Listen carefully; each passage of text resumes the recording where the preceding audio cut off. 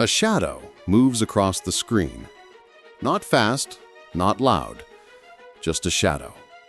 Most people never notice it, but those who do say it feels wrong, like a quiet warning that something is about to change.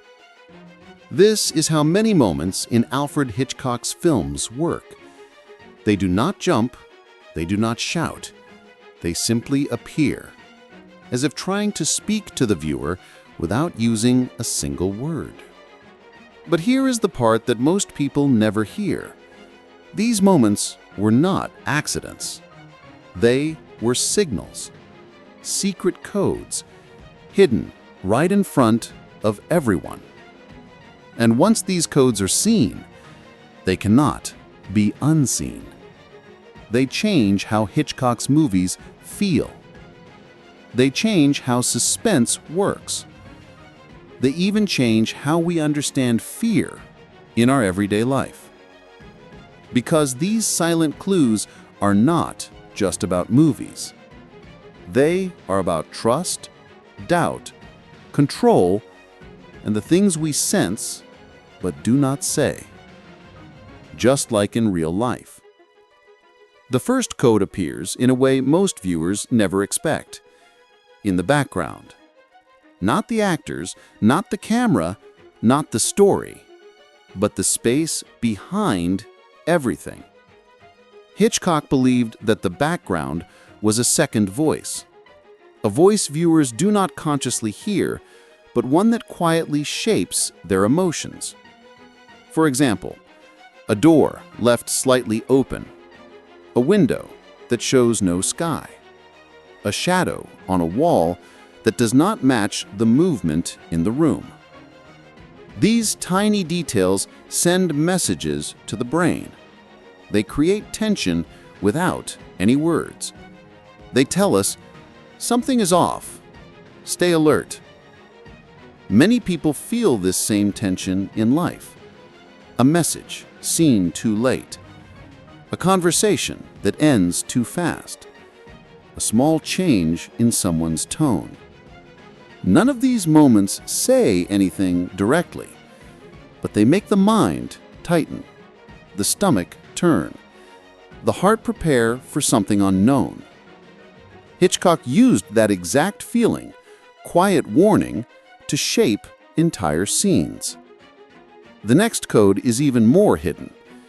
It is found in what Hitchcock chooses to show, not in the big moments, but in the ones that seem normal.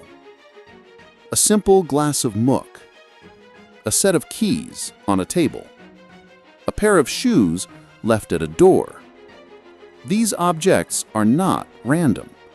They are signals that tell the viewer where the danger will come from. Hitchcock believed that the object that seems safe is the one that creates the strongest fear. It feels familiar.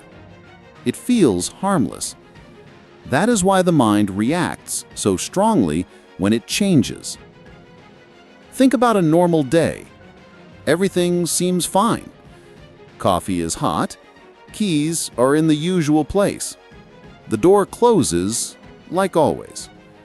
But then, something tiny is off. A sound you don't expect. A message that makes your chest tighten. A silence that lasts too long. Suddenly, the normal object, the normal moment, becomes a threat. This is exactly the effect Hitchcock used. He hid clues inside safe objects so that when the danger came, it felt personal. Because fear is always strongest when it comes from something we thought we understood. Another code appears in the way characters look at each other. Most people focus on dialogue, but Hitchcock wanted the eyes to speak. A glance too long, a stare that breaks too fast, two people looking at each other but not at the same time. These eye movements reveal secrets the script never explains. Who is hiding something? Who is afraid? Who feels guilt? Who feels desire? Who is about to make a choice that changes everything? In real life, people do this too. We read eyes without knowing we are doing it. We feel the truth in a glance, even when the words say something different. We sense fear, love, anger, or distance in a way we cannot fully describe. Hitchcock used these silent micro-movements as his hidden code. Nothing dramatic, nothing loud. Just a quick signal to the audience's subconscious. Viewers feel it without understanding it. This is why his films create a slow, deep tension that feels real, even decades later. Because it mirrors the way we read emotions every day. But the most surprising code lies in Hitchcock's use of color. Not bright, loud colors, but small, quiet shifts that change a viewer's mood. A red object that appears only once. A pale green shadow that touches only one character. A soft gray that fills the whole frame, making the air feel heavy. These colors work like emotional instructions. Red means danger, but not always the kind you expect. Green can mean jealousy, but also sickness or secrecy. Gray makes the viewer feel trapped, as if the world is closing in. Color is a silent language, and Hitchcock knew that people react to color even when they don't notice it. This idea reflects something many experience in their daily lives. How a room feels different when the light changes. How a small detail in someone's clothing can make you remember something you want to forget. How a color in a dream stays with you even after waking. Hitchcock used color the same way the mind uses memory. Quietly, deeply, without explanation. Then there is the code that many fans talk about, but few understand. The hidden numbers. Yes, Hitchcock placed numbers in his films with purpose. Hotel room numbers, times on clocks, floor numbers, house numbers, even the number of steps a character takes. These numbers were chosen to create patterns. Patterns that represent control, fate, or the feeling of being watched. When a number appears more than once, the viewer's mind notices without knowing it. It creates repetition, and repetition creates tension.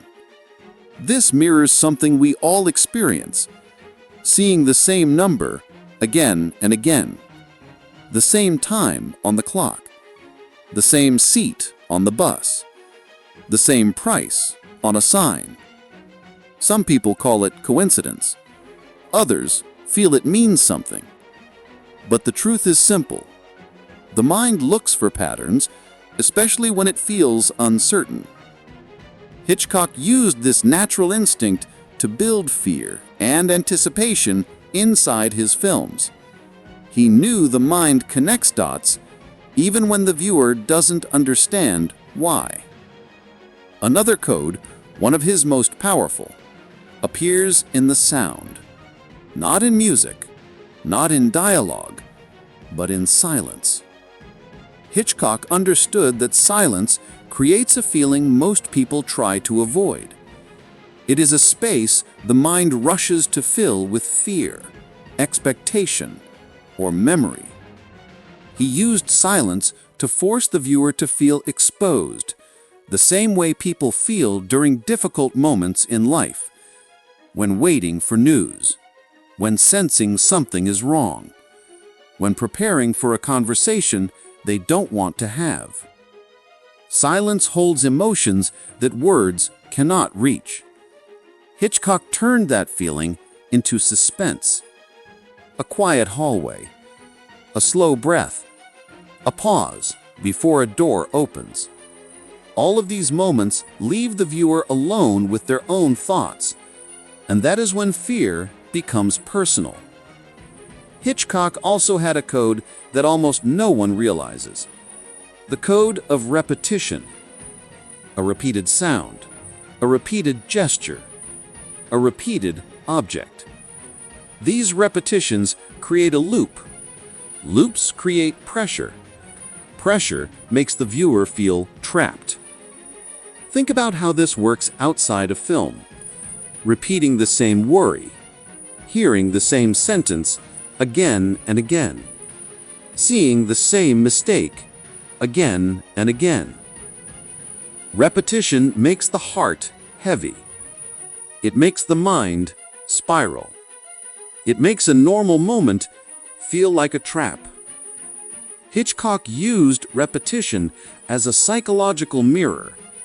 He wanted the viewer to feel what the characters felt. Confusion, fear, obsession, doubt, without saying anything directly. Another code, hidden deep inside the staging, is unresolved motion. A door that begins to close, but never fully closes. A hand that reaches for something, but does not touch it. A character who turns halfway and stops. These incomplete actions create an incomplete emotional loop. Viewers feel the same discomfort they feel when a question goes unanswered in life. The mind wants completion, but Hitchcock denies it. This denial builds quiet stress. In real life, this happens when a conversation ends too early, a message feels incomplete, a decision remains unmade. The discomfort grows. Hitchcock used that sensation to stretch suspense until the final moment. But one of the most interesting codes of all is the symbolic placement of birds. Birds appear in Hitchcock's films in unusual places, on walls, on signs, in pictures, in small details. Not just in The Birds, but in many of his works. Birds represent more than danger. They represent surveillance, freedom, fear, and the idea of being watched or trapped. Hitchcock used birds as emotional signals. A bird in the background when a lie is told. A bird on a wall when someone is being observed. A bird symbol near a doorway when a decision must be made. These symbols work like the thoughts that appear just before someone makes a life-changing choice, quiet but powerful. And then finally, there is the greatest code of all, Hitchcock himself. He appears in nearly every film, but not just for fun. His cameos are silent clues that the world on screen is not fully safe. The moment he appears, the viewer subconsciously senses a shift. The creator steps inside his own story. The watcher becomes the watched.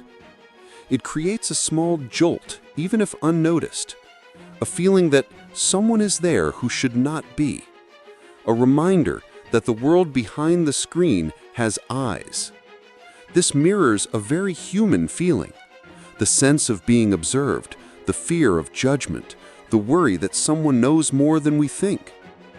Hitchcock understood this fear better than most directors. His cameo is his signature code, the final message to viewers that nothing in the story is random. When all these codes are combined, the shadows, the objects, the eyes, the colors, the numbers, the silence, the repetitions, the incomplete actions, the birds, and the cameos, they create something rare in film.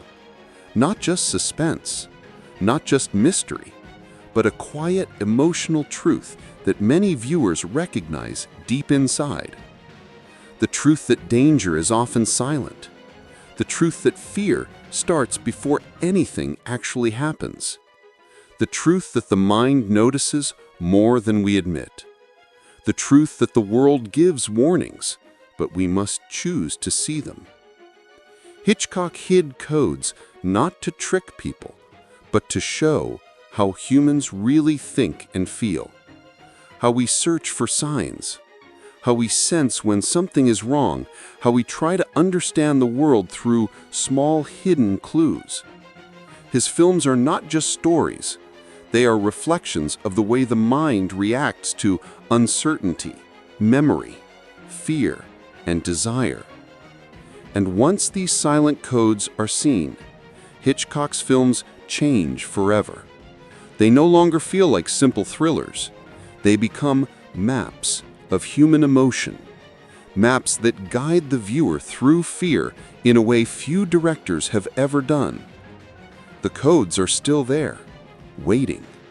Some easy to spot, some nearly invisible, but all of them alive, quiet, and patient.